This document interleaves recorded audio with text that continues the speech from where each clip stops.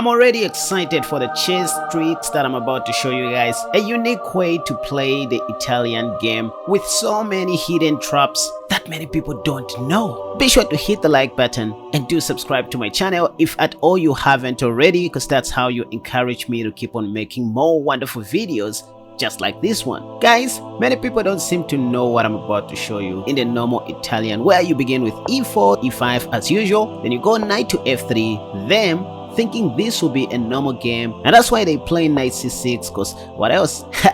Anyway, you continue with your normal plans, bishop c4, and they'll play the top played move in the Lichess database, which is bishop c5, copying your moves. And this is when you change your mind a little bit. Instead of playing pawn to c3, going into the normal gioco pianissimo, by the way, which I highly recommend even in real OTB tournaments because of its solidness and reliability nature. But in this particular video, I want to recommend something else to quickly punish your unprepared opponents, especially beginners and intermediate level players. Pawn to d3, because this move forces black to castle short early, which is what we want in this opening. And that's why knight to f6 is the top played move in the Lichess database, because, you know, black just wants to castle short early. But spoiler alert, we are not thinking of castling short early. In other words, castle short is not part of our plans. You want to start making your plans right in the opening stage when the game starts. Anyway, after black plays knight to f6, I highly recommend that you go knight g5, putting more pressure on the f7 pawn, which is only defended by the king. And this is why you will see everybody castling short, because I mean, that's the only way they can defend that pawn, which is why I like this line so much, you guys. And now this is when you play pawn to c3, taking the game back into the gioco pianissimo normal variation. And what else does black play? You can see in the Lichess database, look at this.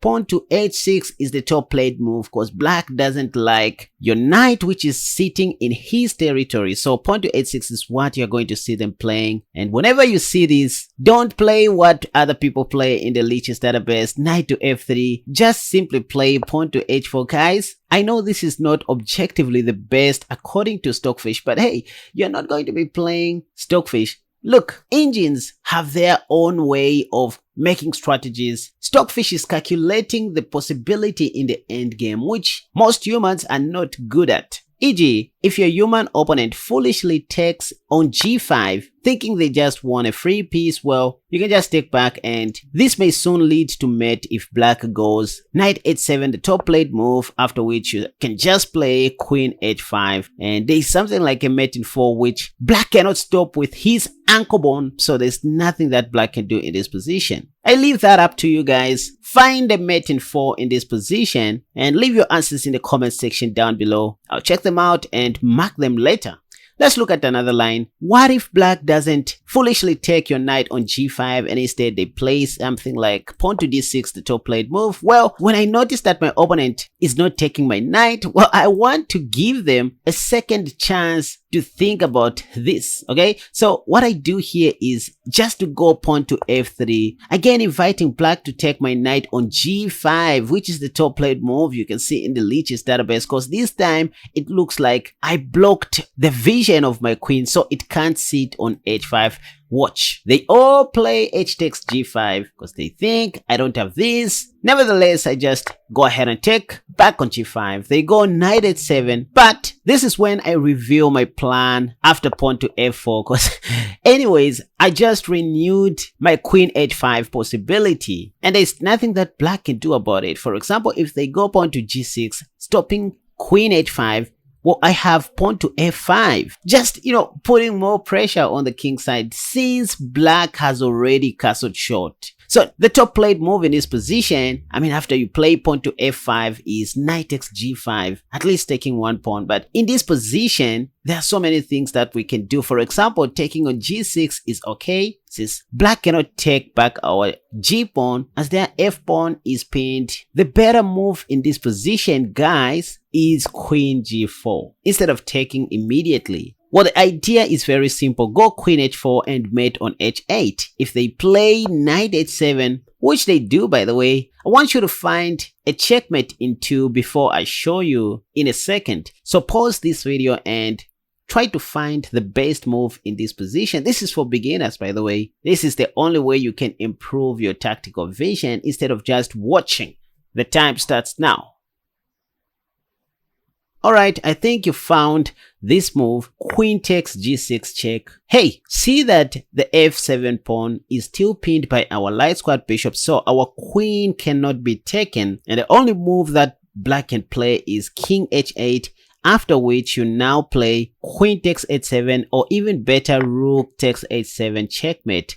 This is what we call a bicycle mate. Anyway, so this is what humans play, unlike stockfish, and I highly recommend that you try these lines as a beginner. Even though they are not objectively perfect, these are openings you play to gain experience. Anyway, let's look at some other possible lines. After you play knight g5 and pawn to h4, we saw that it's not every time black is gonna take your knight, allowing you to mate them in 4, but I also play pawn to d6, and it is here where I recommended to play a prophylactic move, pawn to f3, allowing them to change their mind, taking on g5 again. And we saw that taking is not good either, because we can just go pawn to f4 later and renew the possibility of going queen h5. We just looked at this line, but what if black doesn't still take on g5 but rather go pawn to d5 in this position? Well, when there's so much tension on the center, you'd better release the tension with the move e takes d5, at least attacking this knight. If they go knight takes d5, taking your free pawn, well, you can just retreat your knight back to e4 and in the process attack black's dark squared bishop. They have to retreat it, after which you anticipate the move pawn to f5, and to stop that, you go pawn to g4. This is the beauty of not castling short early. In the near future, you would love to castle your king on f1, just like I emphasized on in my previous video. Or if you manage to develop your queen side pieces very fast, you castle your king long and it will be safe. Of course, that will be after you safeguard your h4 pawn, maybe with a move pawn to g5 next. Anyway, it is time to look at a similar strategy in the Italian game with black pieces. So the same thing can happen even when you're having black pieces when white starts with e4. So just go e5. The whole idea is to start with the two knights defense like this. And if I turn on the master's database, you can see that pawn to d3 is still the top played move in this position. So most of your prepared opponents will play that. But after this, just go bishop c5. Creating an impression as if you want to castle short, which is not part of your strategies. So when you check in the Leech's database, you'll find that the top played move is castle short. Sometimes they play pawn to c3, but that's not much of an issue. You can just put your bishop on b6 and play d6 in the near future and queen e7. But speaking of the top played move, castle short, which is what you wanted all along, the move that you really want to play in this position is knight g4. But you only want to play this after playing pawn to d6. Why? Watch. Because if you play knight g4 immediately, your knight is not defended by your light squared bishop, so white may gladly sacrifice his bishop on f7 with check, hence taking your free pawn. And if you take back, this is when they go knight g5 check and misplacing your king before taking your knight. So this is why pawn to d6 was so important to, protect your knight in advance. So just going back a few moves, instead of going knight g4, back on move 5, you better play pawn to d6 first, preparing for knight g4 now. And this is when they play pawn to c3, and now you can easily go knight g4 because they are going to play pawn to h3, which is what you want. What do you do once again? You don't retreat your knight. By the way, you can if you want, but the whole idea is to go pawn to h5 right away, just like what we did with white pieces. Again, not objectively the best move according to Stockfish, but you are playing against humans who have eyes but cannot see, according to scriptures. So pawn to h5 is not much of a stretch. Again, if they take, you can simply take back, and this is good for black according to Stockfish. If they play knight h2, again you have queen h4, and there's little that white can do to stop this mate. In fact, there's a mate in 6 here. They'll just start sacrificing their pieces. Anyways, going back a few moves, after you play pawn to h5 and white takes, then you take back. If they don't go knight h2, but instead go knight g5, putting more pressure on your f7 pawn, this calls for wisdom and preparation. You have to remember this move, queen f6. It looks weird, because why are you giving up your f7 pawn? But if white takes with the knight, just know that there's a mate in 7 here. So there's a lot of ways, many ways in which white can go wrong very early in the opening stage. For example, after knight takes f7, there's a mate in 7 here, beginning with the hidden move, pawn to g3. I can find this move instantly on the board because I do practice chess puzzles almost every day, and that has sharpened my tactical vision, which is the only way to improve your tactical skills, guys. Start solving chess puzzles. If they take our rook, again, you need to be a little bit careful. Use your mind, use your tactical skills. If you go queen h4, chances are that your opponent won't see this move, but if they see it, just know that the game is back to normal. It's an equal game and you need to work for it once again. You are not losing. This is a very much equal game, and that's why you need to be extra patient when you are doing fine in chess. For example, you don't have to go queen h4. After seeing queen h5 check, you need to realize that the move is g takes f2 with check. This is the only move that leads to checkmate in 2. For example, if the white king goes to h1 or maybe h2, you have queen h4 checkmate. And let's say if they take on f2 with their rook, you can just take the rook, and wherever the king goes, you checkmate white on h4 once again. So you can see we are just using the same strategy, the same technique in the Italian game to finish off white very quickly, or our black opponents. Anyway, but one may ask, after we play pawn to h5 and white takes, we take the knight g5 and queen f6. What if white doesn't take with the knight, but rather take with the bishop, with check? This looks like the Traxler counter gambit, you guys, but the best you can do in the Traxler counter gambit or similar positions where white takes with the bishop rather than the knight is to just play king e7. You leave the back rank in an effort to connect your rooks. That's what you want to do, because after something like pawn to d4, again, you just go bishop b6.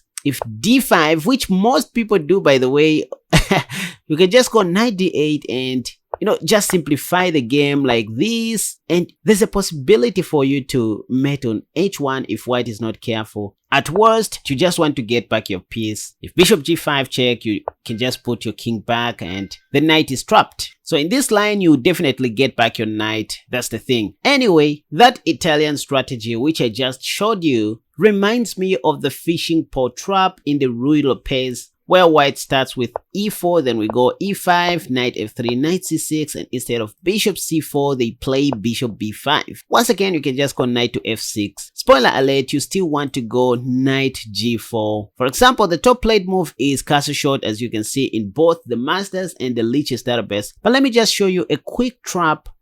What you can do if white doesn't castle shot first, and let's say they play pawn to d3. This is the second most played move in the Masters database, and there's a trap that you need to know called the Mortimer trap, where we intend to put our queen's knight on g6 like for good and castle shot immediately after bishop c5. But the thing is, after you play knight e7, most of your white players will think you just left your e5 pawn hanging, so they are going to take. You can see that's the top played move in the Lichess database, which is a blunder, because now you have pawn to c6, and when they play the top played move bishop f4 once again, which is another blunder, you have queen a5 check, and they will definitely lose one free piece in this line. But not too fast. Sometimes after you play pawn to c6, it's not every time you're going to see your opponents playing bishop f4, which is a blunder. They like playing this sneaky move,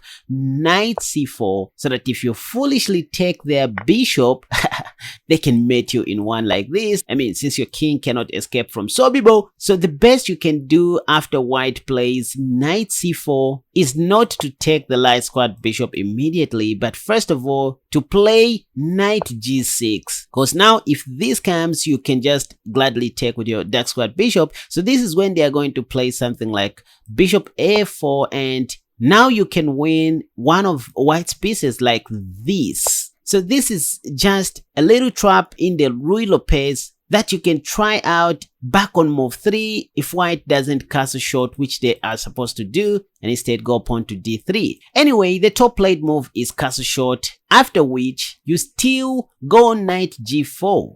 In the Italian game, I said you only play knight g4 when your light squad bishop is already supporting that knight. But why playing knight g4 in this position before playing pawn to d6? Well, this is because white's bishop is not on c4 this time, so they can't sacrifice their light squad bishop to do that trap. Their bishop is on b5, so they'll still play pawn to h3, after which you still go pawn to h5, because what else? Again, if they take, this is a fishing port trap by the way, you simply take back, and on the next move you may win the game in a similar fashion. Like here, there's a mate in 11 which white can't stop with his elbow or his forehead. And let's say if white doesn't take your knight once again and rather go pawn to d4 for example, well, just leave your knight right there. That's the whole idea. You can just go e takes, so they'll take back, and then you can just take back. Again, they will take your knight. See that your king's knight is still chilling on g4, because you know that if white takes, you're going to take back, and